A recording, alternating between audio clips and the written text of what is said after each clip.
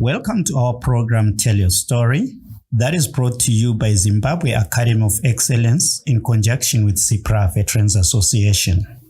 These personal stories demonstrate the contribution of CIPRA to the liberation struggle with the intention of arousing a patriotic inspiration to the economic liberation of Zimbabwe. We would like to acknowledge the support from the Atlantic Fellowship for Racial Equity.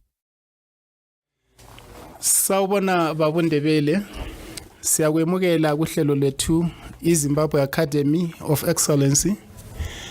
Lapho sibhekane lohlelo ongithi sikhangelane lohlelo lokuthi usitshele imbali yakho esithina ngwesilungu Tell Your Story. Babundebele lokhuluma laye nguSalathiyeli Izikhali. Ngicela nje usibekele ngamafishane imbali yakho ukuthi wena ngubani, wazalelwa kuphi, wakhula njani. Ngiyabonga. Ngiyabingelela kumphakathi wonke okhona kulindawo naku unhlangothi zonke zezwe. Mina ngikhulumayo nguEfrem Ndebele. Ngizelwe esigabeni saseSimphathe ngaphansi kukaMdisa uSigangatsha ngaphansi kwaMalaba Induna. Ekukhuleni kwami ngikhulele endaweni yakoMzola, ngabuya ke ngayabuyela ngakithi la engangizalwa khona ngoba ngangondle umgogo umama etshonile. Ekungeneni kwami isikolo ngo66 eSimphathe up to 70 ngifanele kustand 3 kwehlula ngachiya isikolo ngaleyo ndlela. Ngahlala endaweni yakuthiwa iMakhorokhoro. eMakhorokhoro sengisemakhorokhoro kulapha engikhule khona ngafunda ngezaphu. Ngiqale ngaba ku3 committee member ku youth, ngilipholisa le youth. Ngagcina sebenginominate abadala bezaphu bengisa ku district ukuthi bebelipholisa le district. Ngisebenza le ndoda okuthiwa ngiphunyuka eyako Mabuza. ngu district organizer. Sengikuleyo ndawo ke kwakhanya umfutho wezelizwe usiba khona kakhulu egazini. Kwaze kwafinyela isikhathi sokuthi kwakusekufanele sivalwe ukwenza imihlangano kule polisa elaliphethe ikhali nokuthiwa Sergeant Scott. Sitheke sisenhlangano uScott wazoqhamuka. Ekufikeni kwakhe satholakala sesilwisana laye, saxoshana laye, wabale kwachipa isili wazo wayangena enkambeni. Kwabuya ke amasocha esedinga udistrict organizer. Sahlala ke kanjalo sekucatshwa kungasalaleki, ngaze ngathola lami ukuthi kuzagcina sekungithinta lami ngitholakala sengisondela engalweni yomthetho. Lwana wasuka ke wa emazowe eMashonaland lapho wayesathengisa khona amacimbi. Asuka lapho ngathatha le ndoda okuthiwa nguSayoti yakoNcube yakoMabuza, sangena eFrancis Town, singenele endaweni yaseMatsilochi. Safika eMatsilochi sachapha, sagibela ama truck, wakusala ama truck ayithatha abantu lapha neyo amabus. Basilahla eCharge office eUA police yeFrancis Town. Khonapho ungakayi kachana babundebele, ngizwe uqamba ukuthi wena ubusehlelweni lezombangazwe usekhaya, kodwa ngizosukhuluma ngodaba lokuya elizweni elingaphandle ongithi eFrancis Town enjisithuku seBotswana. Lo ade selethe lo mqondo lalindlela ade selehamba ngayo mbani? Isimo sokuhlukunyezwa ngamasocha abelungu yiso isimo esayenza ukuthi sigcine sesifanele ukuthi siphume ezweni ngoba kokugcina sesibotshiwe. Sagcina ke sesidinga indlela yokuthi singaphuma kanjani. Abadala ke bas director ukuthi no sizosuka siye straight eBotswana, ungene kwethe eBotswana singa ikwenye indawo siqonde nje emthethwandaba weBotswana. Yibo wazafika basithathe basise lapho esifanele siye khona. Ukusuka kwethu ke sifika eCharge office. Isikhathi leso ngo75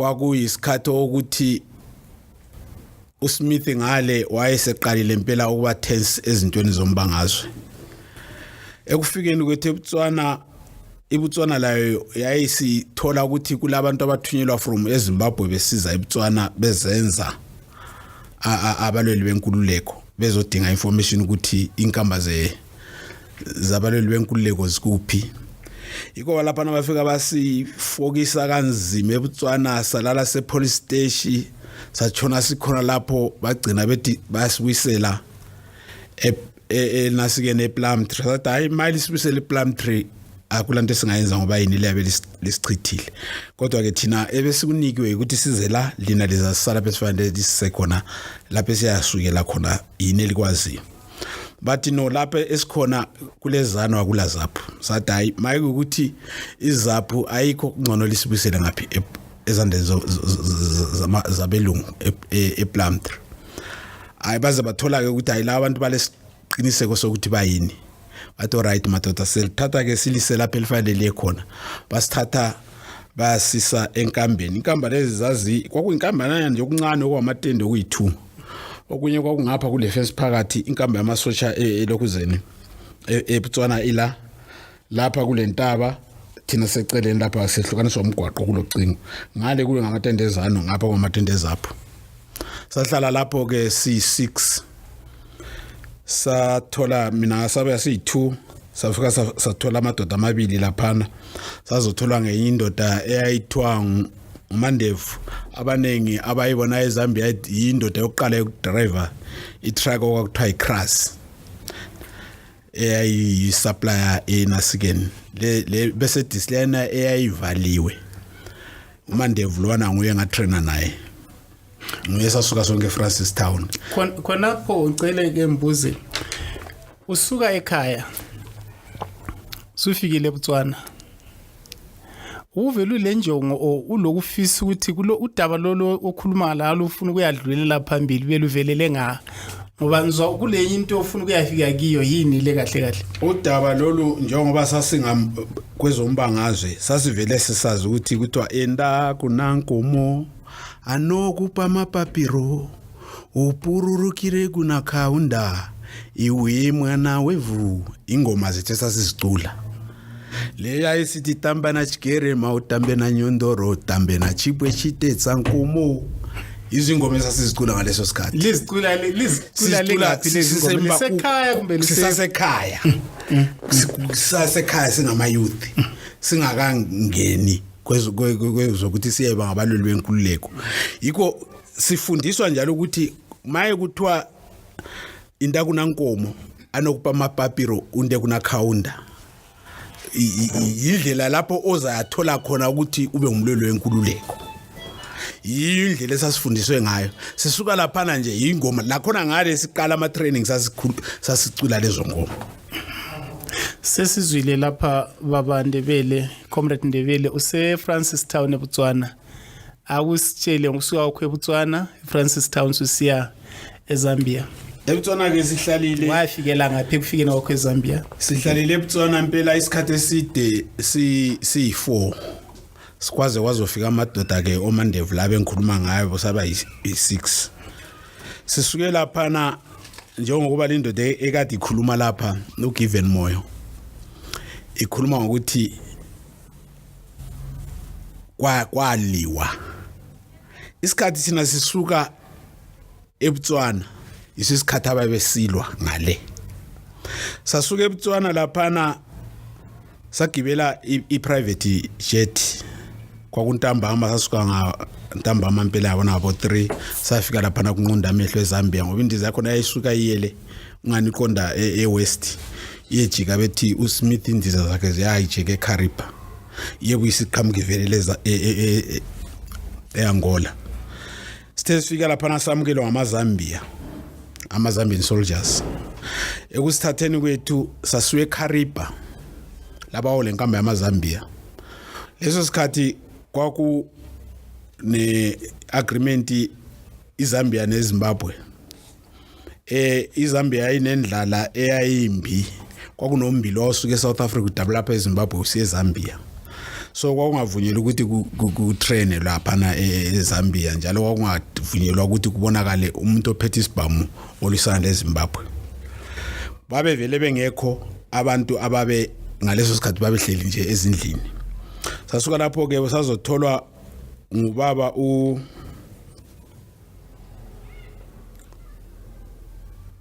lo wachonayo uJason wawuyazosibona ke ngale ekufanele ukuthi sizahlala kulabantu ababuyayo esizadibana nabo ngapi eNampundu lapho siyafika sihlale khona siqede lapho siye ngapi ku training safika ke sahlala enkambeni yamaZambian sahlala almost inyanga ezimbili yabona sase si 85 beloko besiza kancane abantu sasuka si 85 sesithathwa ngama truck eZambia esibisela eLusaka esisa eNampundu sathola kulamadoda eSwapo inkambe yayikhona engeSwapo iba abantu abebekhona lapho sadibana ke no Emmanuel no Skoke no Jackie Mpofu no professor okuthiwa professor wayiprofessor avele ngokwe education yakhe no Billy Mzamo sahlala kwazongena uThodlana sahlala ke abantu babuya sabe banengi I think it's about 178 kwaqalisa ke ukuthi siqale ukuthi senze i-cross country sikhona laphana eNampundu siqali training senze i-cross country si escortwe ngamaZambia ngezimota zesibedlela ama-ambulance almost sayiqeda from ekuseni sayiqeda ngo4 abanengi ke kwabanzima ukuthi bayiqede kodwa ke bathola abanye bajike ezibedlela bobe basahlangana nabo savuka lapho kuthe kuchisa ngenye imini uThodlana wasithatha elele fike yawona le 2 days wasifaka endaweni enyayichisa enye indlela engazange ibonakale scroller sayobuka from ingalo lezi kwayobuka base kubukile badonsa isikhumba balahlelele izandla lezi sisenza kanje kuchisa amathuthuva donso nje isikhumba silahlelwa le konke lokhu kusenzakala libe le cross country esukusele kuseni yaze yaphela ntambama kulandelwa nguThodlana nangu laye sevela le ndaba yakhe ukuthi ulifaka endaweni echisayo seliyobuka awuzange ukunika umcabango ngokubuyela ekhaya into yakhona yayinzima ngaleso sikhathi for 2 days kodwa ke ngenxa kama Emmanuel wayenguyikhomsara indoda yakhona kupolitiki no professor babevuthiwe umdla owabesitshela ngayo ukuthi waye kusenziwa lokhu ukuthi ube aggressive ukuthi wazi ukuthi uma unikwa isibhamu ubuyelale uyenzani ubuhlungu loba bakuzwisa bona lapha ukuthi wazi ukuthi kungenxa kabani ekwenza ukuthi kube yilendlelo yona ngamanye amagama singathi uthi lokho belikwenza khona lapho bekuyiqala kwe-training after 1 week sasusa ke saya endaweni yasemembeshi la okukhulume lindoda yokuqala ukuthi bafika bayakhe enkamba sathola kule nkamba yamaZambia ikhona lapho safika ke satshengisa ukuthi ube kulabanye bethu kade bephambi kwetaba kade befanele ba train lapha baye Tanzania kwafika ke basitshela ukuthi kwenzakala into eTanzania kwayenzakalani sa trainer ke lapho almost 6 months lathi singela sibhamu sinikwa ipolitiki ukuthi why uzaze ubambe isibhamu kungenxa yani usibamba nje isibhamu lesi sivela kubani ngemandate kabani kuthe kusuka lapho ke after 6 months baqalisa ukuthi sasithwala izigodo kuthiwa isibhamu sakho ungayihlukani laso kwazobuya ke izibhamu okuthiwa ama-Seminoff sanikwa ke izibhamu lezo but zingelanhlamvu sazithwala almost 4 months zingelanhlamvu kodwa sisiya shooting range siyadubula sibuye inhlamvu zasizifika uzinikwa khona lapho isibhamu esifakwe inhlamvu dubula qeda lapho uthatha sakho isibhamu uyele emva ekufikeni kwethu ke lapho sa trainer almost 8 months kuthe after 8 months wazobuya abanye ababe 800 kwakuthiwa Guinea Bissau ikuze babizwe kuthiwa Guinea Bissau sasibabiza ngeuniform eyayivele eGuinea Bissau thina sasebenzisa Egyptian type ne Russian type so baba seceleni kwethu nabo ba trainer 6 months sahlanganiswa kwabe kuphela kwe training komo bazosenzela pass out parade siphelile training lapho la selisiya kwase kuselandelani igroup enganginayo most yasiwa eRussia kuma commanders kuma drivers abanengi bengamazwe ahlukileyo mina ngabulawa nguJack Mpofu nesquad sami enganginaso uJack Mpofu waye ngithandile ngingumfana omncane ngomzimba ngangibonakala ngumfana omncane wangithanda ngokuthi combat tactics kwakungangi very very bright bangifundisa ke ufihla izinto ngenza isketch phansi ngibe sengibuya ngisifaka ngisidwebe ku map ukuthi ku map indawo le ikuphi usuka ku map ngifake sami sketch mawusuhlanganisa ne map le uyakhona ukuthi uhambe uzuyethola le into lapha uJeki ke wasekhethela ukuthi ngcono ke mina ngibe ngumuntu opatrola ngapi kuZambezi sihamba sisitowani ukudla neammunition from I crossing point koKesara up to Efeira a police station Efeira airport eMozambique eMalawi leZambia sasima lapho sibe sichaphele ngale singene ku game reserve up to Nyakapupu sasebenza ke almost yona 6 months sisebenza imsebenzi lo ngingu-section commander tesibuyele emuva ngoba nasikeni sasilanda eZambia silanda khona eMembeshi ama orders wonke sasiwathatha kuDaki uJack sathola ke ukuthi kule group ye 200 sithe sakhona lapho kwafika i800 kwangathi kuthiwa sincedise laphana ama sithi siyancedisa laphana kubeka uka Masaka kuka Thongmani engena ku main power ngizamkhumbula wazofika ke laphana efuna abantu abayavula inkambo ukuthiwa imkushi mayifika lapha nafike noSigoge uSigoge wayeseqale ukuthi abekwe uchief of staff wafike loSigoge wathi befika uJack wathi hayi abantu engalinika bona abangayenza umsebenzi oright lapha isection yami labantu abayi9 sasuka ke lapha nasathathwa sanikwa ubaba loyana wasithathwa sibisela ngapi eNampundu AFC ekufikeni kwethu AFC salala lapha savuka esithatha esinika iTruck uMandevu elama crazy ayi 2 nezili ezimbili zithwele logistic mase yabuza uMandevu uthi kasi Makanyanga siyapi Makanyanga uthi yena ayi ni sifuna ukuyabona enye indawo mhlawumbe makuyenzeka kuzaba itraining camp eyabi zo train umama manje njengoba siyabona enye indawo why isilandelwa ngama truck angaka athi ayi logistic sifike sitshone eKhabwe ilanga lithi lilapha sisuke siqonde Rusemfa sechaphela Rusemfa shaye sejika sesilanda imkushi icamp police station sijikile ngaku right sihambe size sethola indawo afika athi madoda siza la so enye i-truck engemuva igcwele abadala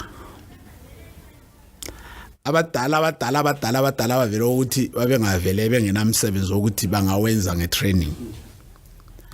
Abadala laba yibo abazaphekela abantwana ukudla, ibazama amatende. Mayifika laphana makanya ngangilahlele phansi ayishiye athi right into eyenzakalayo uzasala ubona ukuthi amatenda la wayenza kanjani, patrol udingela indawo. After 2 days ziyangena izimota zizoletha abantu la. Asenze ke yenze yonke into sifortify, senze yonke into siqede lapho sifaka amantende. Ilanga lesithathu izimota zizongena ekseni. Igroup yokuqala eyamantombazana I was involved ifika yaze yaqeda uCamp Commander nguBilly Mzamo. Kanti ke ngiwuhamba umlomo khona lapho uthi wena wabulawa nguJack ubulandisa udaba lwakho lonke lolu ukubulele ngayiphi indlela wena ufisa ukwenzani kakhulu? Ukuthi igroup yami yonke ihambile kuma opportunities ayekhona. Abanye bama drivers, abanye ba ku commanding, high command, abanye baya ngaphi. Mina ngasala ngenxa yokuthi sekufanele ngenze lo msebenzi ukuthi ngihamba ngiqibela izinto. Into elapha engithiwa ngibulala khona ngoba otherwise nami ngahamba lo yalubunzime engabubonayo, otherwise ngangibona late. Ngiyayizwa leyo ndaba. Ikhona na sikhona na esinye isenzo engingathi ngegama lesilungu ngolimi lwesilungu incident eyakwehlelayo ngesikhathi use training uzazi ubuye ufike kiko konke khona lokho usikukhulumile ongabe lokho usayicabanga? Into eyangathi ingiphatha kabi kuthe ngesikhathi esiphakathi kwazofika indoda abanye abayibiza ukuthiwa nguDoko uStanley uGagisa. Indoda le yayi indoda eyayitraine icommando traine under Israel. So indlela ayenza esengitraina lolo hlelo lwalunzima kakhulu ukuthi nxa kulala phela silahlela khona ukudla kubole egodini kuthelwa amanzi yonke into lachithelwa lapho kese izimbi zachithelwa lapho ku commando training. Sasithi sinxa sibuya sivela ijima sibuye sigijima afike asifake phakathi kwalo lentaka lona lezi zibungu ezingaka ezilemsila. Mawuphuma laphana uthola iplate lokudla lapha nogeza thatha iplate udle 5 minutes ungadlanga uyalahla phansi uyagijima sekusiya kuma obstacles from 18 feet usiza phansi udubula ukuthi bakuvalele sithi phezulu kwebhilidi leli sebemvalele how to jump from there ngisiza phansi. Yangihlukumeza leyo nto into yangihlukumeza etraining kodwa ngithe sengihamba ngabona ukuthi no lwana umuntu wayengangihlukumezi wayengisiza ngendlela ukuthi le ndlela esengihamba kiyo ngangayenzanga lana into yayiza ngehlula. Ngiyabonga kulokho akungilandisele ekusukeni kwakho eZambia usisiyangena ekhaya ngithi kuze kuyefika kuthona ilizwe kuthiwa selikhululekile. Is a long journey. Ekusukeni kwami eZambia makuqeda igroup yemkushi yokuqala kungena igroup yesibili. Igroup yesibili ingena laphana kwayenzakala incident enye engazange bemnandi. uGodfrey uyabuya angazi ubuye lo Mandevu angazi ukuthi kwakwenzakalani khona lapho kwakungathi nathi ne administration uBilly usekhishiwe usahambile sekungene igenge yabo Phinda nabo kumbirai abanye abachaye abanye bavele Ethiopia babe sebengelinye indlela eyingasiyo le ndlela siyaziyo. Yiko ke abantu labana maye befika laphana uGodfrey wangena labo Ntatshana mountain. UNtatshana losigoga angazi ukuthi kwakuhambe kanjani lo mangena lo Godfrey bamdubule ebusuku. uGodfrey sebemdubule ebusuku ekseni ebusuku isibhama isikhala mina ngiphandle le imoto mayisiphuma ngizwile ukuthi ungena kwa unasikeni yagijima ngiyayivala emgwaqweni. Ngiyabuza ukuthi isibhama isikhalayo why sikhala ebusuku enkambeni kwenzakala nje obathu phakathi uthi no kudujula uGodfrey. Godfrey dujulwa ngubani? Kuthiwa udujulwe nguSigoge. Sigoge emdubula nje kwenze njani? Akwazi ukuthi kwenze njani labo mangena labo Ntatshana. Bayebebuya sisa mayiphuma idlula kube saqhamukeka kaSigoge even kade bathola ukuthi Godfrey ufaka bangena bayamlahla ngaphi le ku eMkhushi police station. Bayijika bangena umgoqo bahambe. Kusuke lapho impilo yami ayizange ibe right. Kwazobuya yena army commander ngwakhe. Ekufikeni kwakhe kwakhanya ukuthi ufike wathi parade mina ngathi minaye asozambize iparade. Ngubani lo army commander? Umangena. Ngathi army parade yakhe kangi. Ayi wasuka ke lapho sazofika sithola nje abantwana bonke sebegcwele parade lama instructors. Safika sama nje lapha nabuqalile. Le group yami ye9. Umangena ke wakhuluma wathi singama renegades kanje ekugcineni ngathi mina uyangazi commander wami ukuthi training benginjani. So la abantu ongikhomba bona ukuthi wena bangama phambi kwami ma ungela siqiniseko lawo vele ungakwenzi. Yikho ke umangena wasuka lapho wahamba. Kwazobuya Masuku uthebuya wabuya wathi kuzabuya ukhomsara azokhuluma lathi. Engakakhulumi lathi ukhomsara savuke kusenje silayela iradio sihlele amari sazokuthiwa Chikumbi sichayiwe eFC.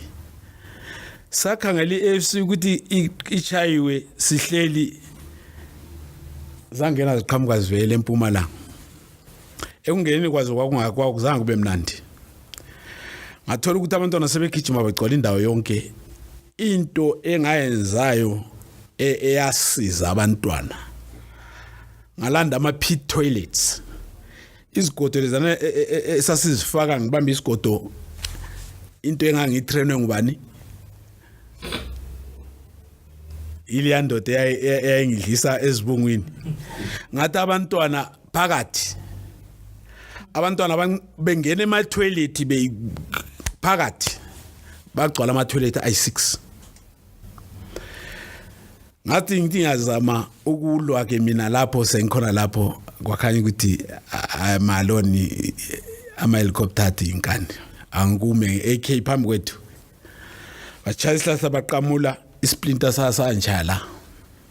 I think ima ungakhangela kule nxeba la ngasikhitshwe ekhapwe.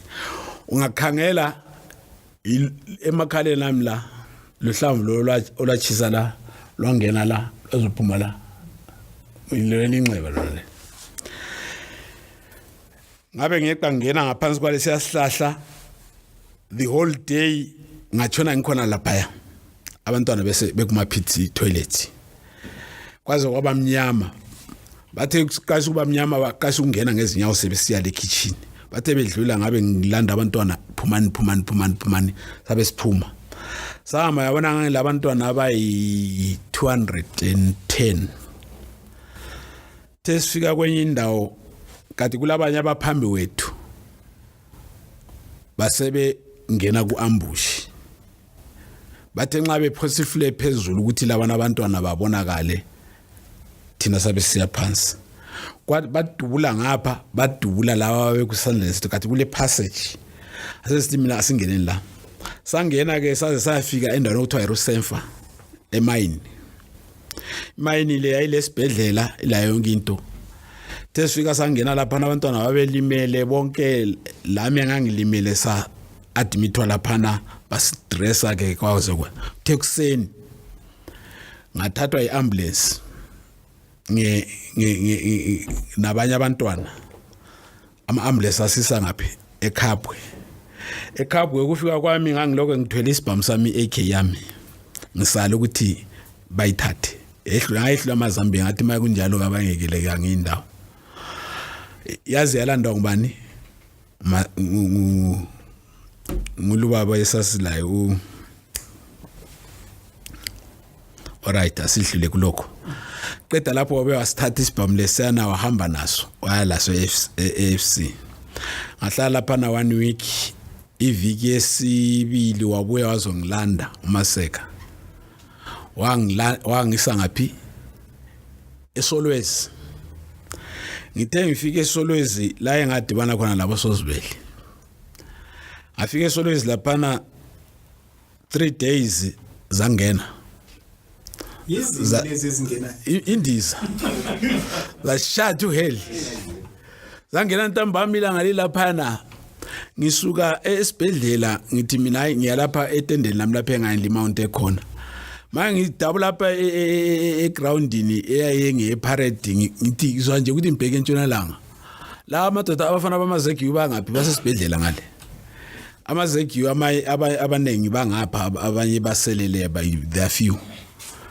ngithi mina indiza entshonalanga amabesuka bethi thwathwa begijima besiyale kade vele sezibona ukuthi kwenzakalani abantwana leso sikhathi abantu babe ekudleni belayine ukudla kwantambama kwaba ikhayo senkulu kakhulu indiza leziyana zazingama achiloni amathathu kule ezi6 eziphansi kule ezi3 kube sekuba le1 ephezulu lezi ezi3 izwe ezazigade ukuchaya ezi6 eziphansi lezi ezi3 zigade leziyana ukuthi echayayo nxa ichaywa leziyana zifaka imisile phezukwayo to destroy ubufakazi ukuthi kwenzakalani abantu abanengi balinyazwa zindiza sezi-exploda ngoba zazi-exploda zilani zilama-guided missile enga-explodanga sithe sivuka ke ekuseni satshona ilanga lesithathu azofika uMandevu beletha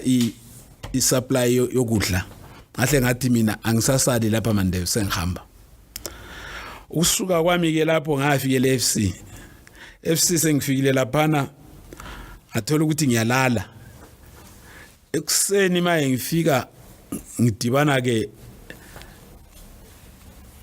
noSigoge uSigoge uthi ubuye nini ngithi mina ngifike lapha izolo uthi no kule group eyangaphi ekhaya so igroup le irregular ikhonyenda ngkid from Lungushi so bayabuya la okungcono wena ngoba uyazi indlela eyale phakathi yobathu senza umsebenzi wokufaka izinto ze-logistic uyakwazi lapho ukuthi kuhanjwa njani hamba nabo suke lapha nababuye siye kuthiwa iCGT2 angiqala ukuyafika kiyo leyo ndawo ngangayazi yesefika lapha sifike silaye lapha sivuke ekseni sesikhulula ke sesiqonda koKhesara lapha sachaphela khona igenge leyana it was 168 manje abantu ngendlela abatrainwe ngayo lendlela engitrainwe ngayo sitrainwe different ways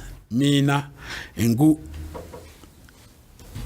gorilla ofe wona bakuregular indlela engifanele ngibakutshengise ngayo ukuhamba kwethu ubona abakho kiyo manje ngithi kibo no into ezalibulala yi1 most of you lama Seminoff ibhazuka ku platoon you got only one bazooka lama platoon ay3 alright ama platoon ay3 one bazooka thina ku gorilla office jwayele ukuthi I section le bazooka yayo so maye singadibana lezi zitha la kuzaba nzima ukuthi likhona ukumelana lazo ngoba most of you ngama Seminoff iPK3 ku platoon is only one thina iPK3 ku section is there kube le RPG 2. So ke izinto lezi zonke sahamba saze sayafika eNyakapupu. eNyakapupu sithe sifika sathola ukuthi sifikela endaweni eyile inkamba okuthiwa iChimduri okugcwele amasosha kaMzorewa. Amasosha kaMzorewa kwakugejwe indawo agejwe abankulu. Indawo le ngapha ilomdulo omkhulu lasokuthiwa iChimduri. iChimduri leke nguphambanisa iChimduri le ibise Zambia ise Zimbabwe oselichaphile seyise rotation eNyakapupu indawo okuthiwa iNyakapupu eSpolilo. Indawo yokuqala mawuchapha unyani nje uqala imizi iNyakapupu. Manje iChimduri le ikhona lapho ukuthi wena ophandle angeke ukhona ukudubula phakathi, but bona banama pillars around phezulu lapha abafake khona ama big guns abanje abo Desheka ukuthi ayacrossana inkamba yonke ilelo kuzeni lama corners ayi4. So ikhona le ikhona ine pillbox yayo. Safika laphana ke kwathiwa kufanele kuchaywe indawo le. Kwa organizewa impela isikhathi saze saba iviki ezimbili. Sithi thina ke aku recognize thokuqala ukuthi kuhamba kanjani.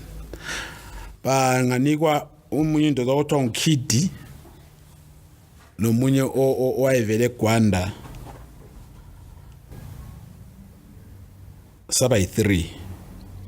Sahamba sayafika khona safika sangena siqoke Rhodes Combat sifake singo kwakungikhenelo lama lieutenant ayi2.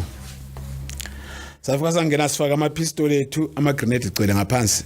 Sangena saya ema kitchen safika saphaka sadla sabhoda ngenkamba phakathi sakhangela ukuthi amari ikuphi kwenzakalani sathatha yonke into saqeda lapho kuthe ukuthi hwaqa saphuma. Ngokuba uvele kuyi up and down bayibengena bephuma amasoja ingene ephuma ama resistance forces. So saphuma nje abantu abangani bayahoka kathi thina sesizokhela ukuthi sesihamba vele sesibona into yethu. Akunjele kahle lipota phakathi kwenkamba sibhoda phakathi abanikazi benkamba lebanga bakhona balibona basibona angithi sifake zilima pipita bathi ishe siyadlula basaluta thina siyadlula. So ekusaluteni kwabo laphana sidlula kathi thina singabe reconnaissance ya recognize saya ekantini sadla saqeda lapho saze saphuma kuyila detection yenzakeleyo ukuthi kwenzakalani. Siqeda lapho sesihambile safika ke sa organize ukuthi no lapha kufuneka ama guns athile, kufuneka iB10, kufuneka ama 82mm i3 ama motor ngoba lokho esilakho ngokuyi motor 60 is too small njalo I distance okuyihamba is a short distance.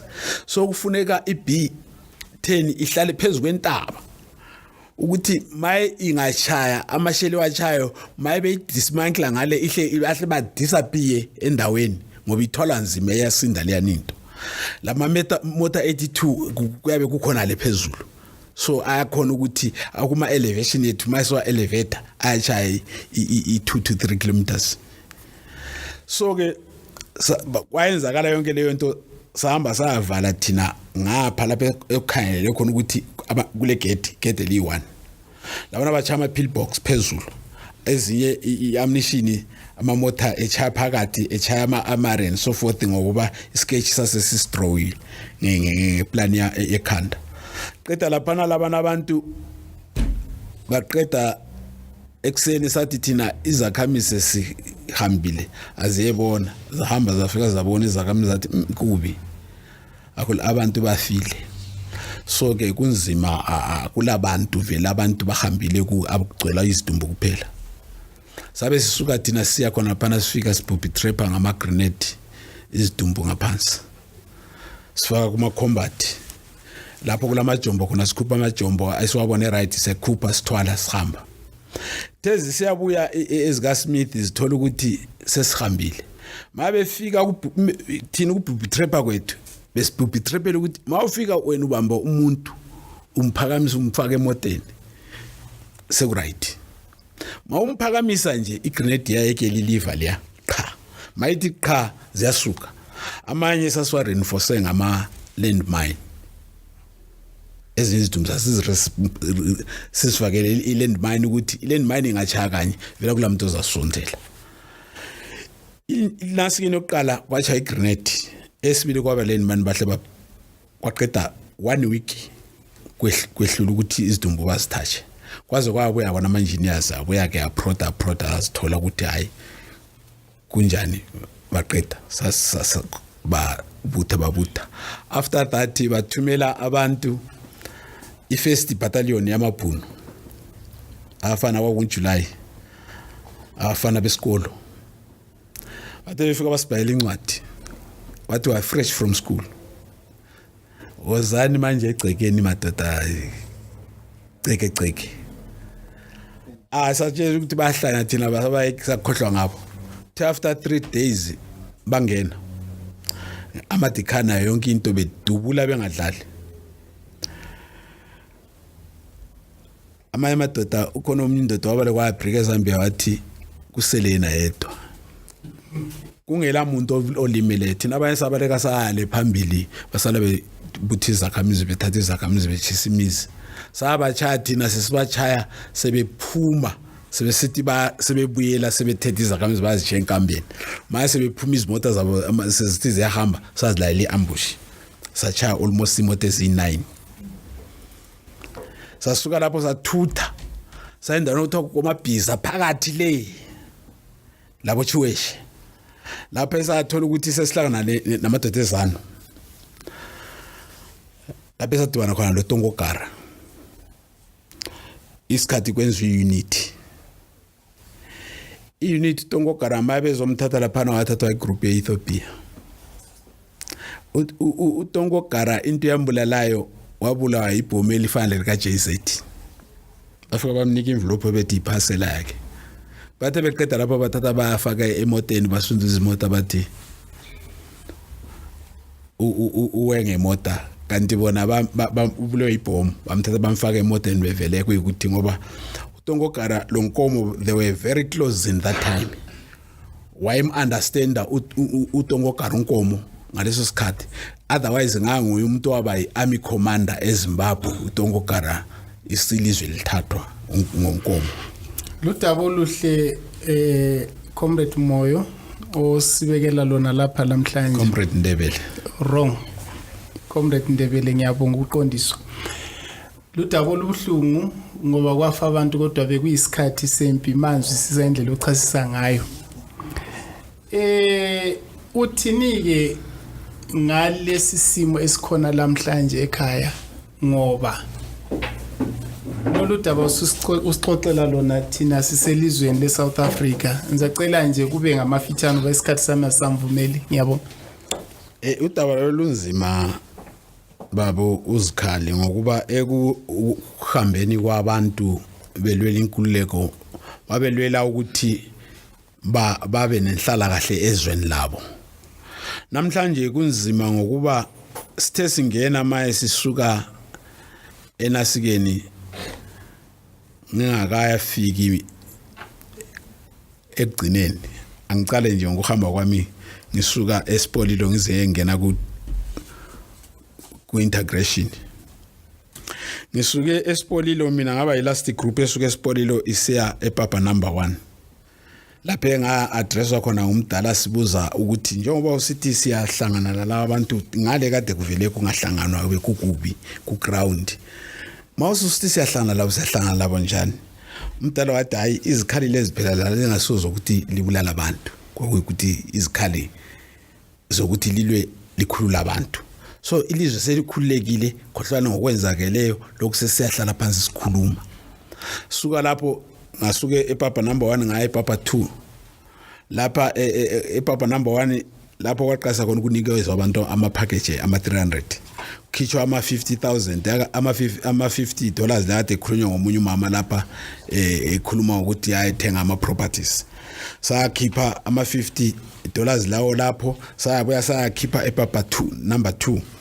sesuka lapho saya eMbalabala lapha engayenzela khona integration lezandla safika sathatha 1 month ku-integration si phetho amangisi ama-British forces kodwa lapho sasuka lapho sayakha i-brigade okuthiwa i-3 brigade la engadibana khona la inalindoda ekade ikhuluma lapha engumoyo lapho saqaliswa khona ukwazana. Ngiyabonga ngamagama amafitshane mazwi bani akhuthaza intsha namhlanje ongasitshiyela wona?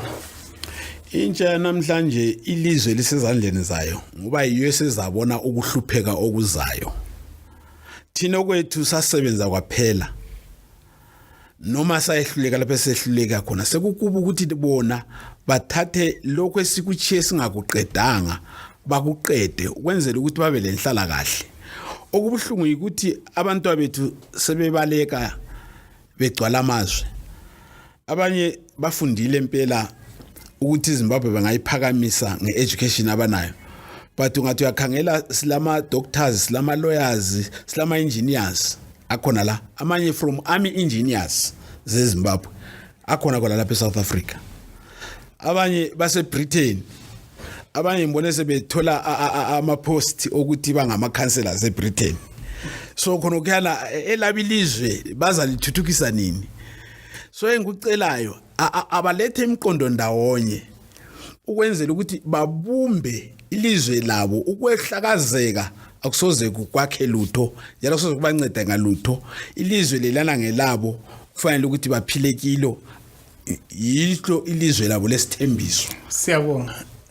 Ngithanda ukubonga kakhulu baba Ndebele ngethuba lakho leli osiphelona ukuthi sixoxe ngodaba lwakho olucho i-involvement yakho ku liberation struggle lelizwe. So ngathi ke lapho hamba khona ube nethuba lokukhuthaza intsha njengoba usitsho kanjalo. Ngiyabonga. Siyabonga.